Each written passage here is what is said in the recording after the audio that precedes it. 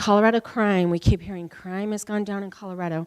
So what's interesting about that is we found that those in the marijuana industry, and I say that term over and over again, you're going to keep hearing me, you're probably like, what in the world is she talking about?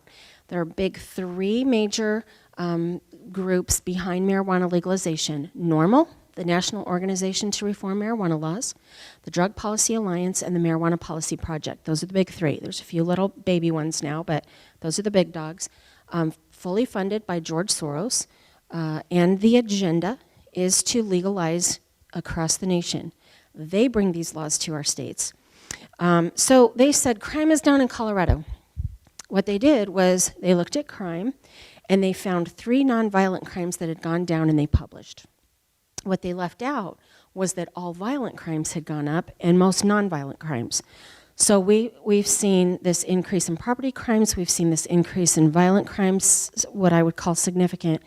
And my district attorney in my community says the only thing legal marijuana has brought Colorado Springs is homicide.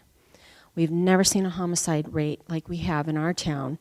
And listen, he doesn't say that because it's unrelated. He says it because these are marijuana-related deaths that are homicides because people are robbing each other and shooting each other over pot.